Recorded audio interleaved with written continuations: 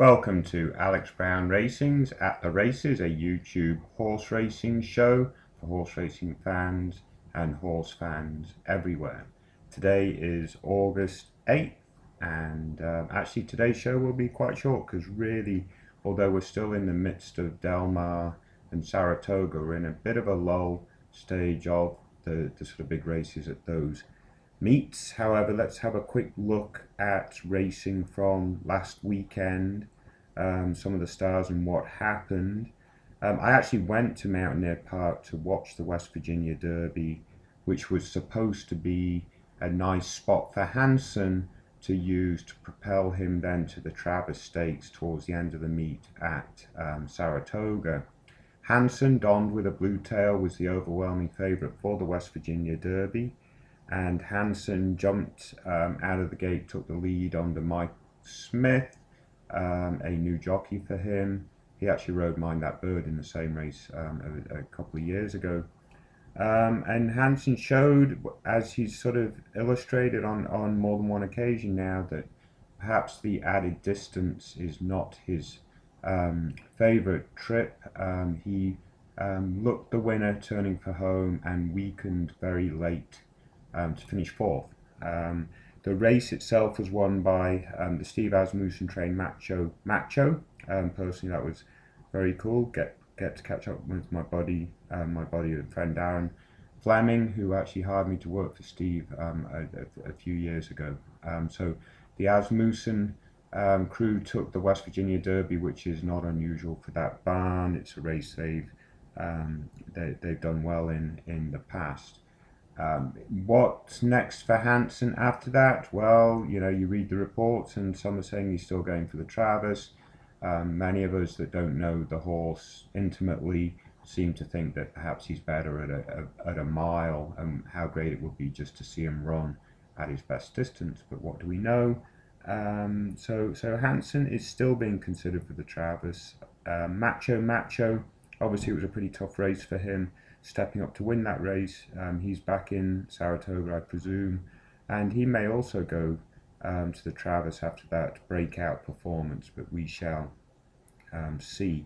The big race at Saratoga last weekend was last Saturday, I should say, was the Whitney Handicap, and it looked like Bill Mott had a real good entry in this race with Ron the Greek and Flat Out, and they ran like winners, honestly.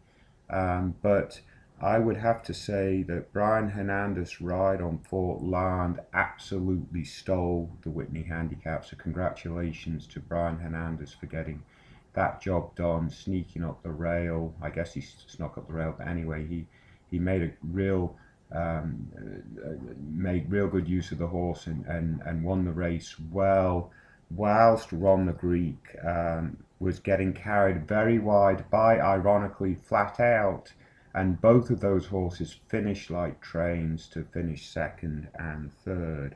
So do I think Fort Land is a better horse than Ron the Greek and Flat Out? Probably not, but I do think Brian Hernandez won that race for the Fort Land camp. So congratulations to those guys, and better luck next time. Ron the Greek, who's really turning into a seriously good handicap horse this year. On Sunday, we were expecting to see Shackelford display his stuff in the Vanderbilt and shows what a great horse he is by winning at a sprint distance as well as all the other distances he's won at. But it was not Shackelford's day. Certainly the sprint distance might have found him out. He couldn't dominate this race off his sort of pace scenario that he likes to sort of run horses into the ground. He was never able to make the lead. In fact, he struggled the entire race, and kudos to Johnny Velasquez for not persevering and just letting him gallop to the wire. Perhaps he didn't like the sloppy conditions, the bad conditions of the racetrack. Whatever it was, Shackelford did not show as his best on Sunday, which was unfortunate. Let's hope he recovers from that and we see the very good, the great Shackelford in one or two of the races to come, because we know he's only got a few races left. Poseidon's Warrior actually won that race, but Shackelford hopefully he comes out of that race good and can move forward.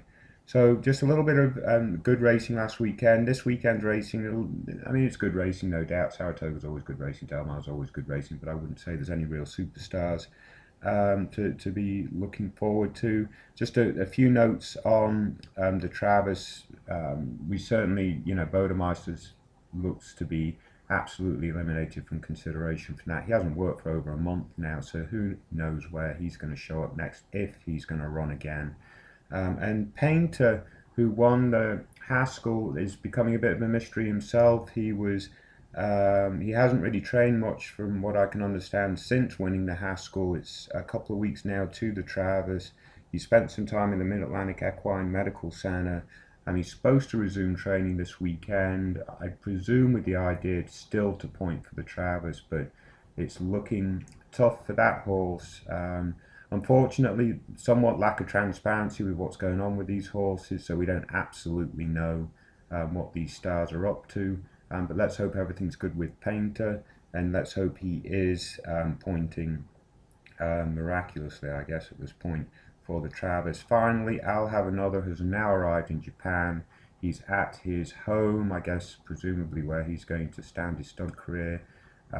He arrived yesterday, unloaded, no problem, turned out in the paddock, flying around there, having a good old time. So good luck to I'll Have Another, this year's Kentucky Derby winner. So that's it for this week's show. Enjoy the racing, and we'll be back for another edition next week.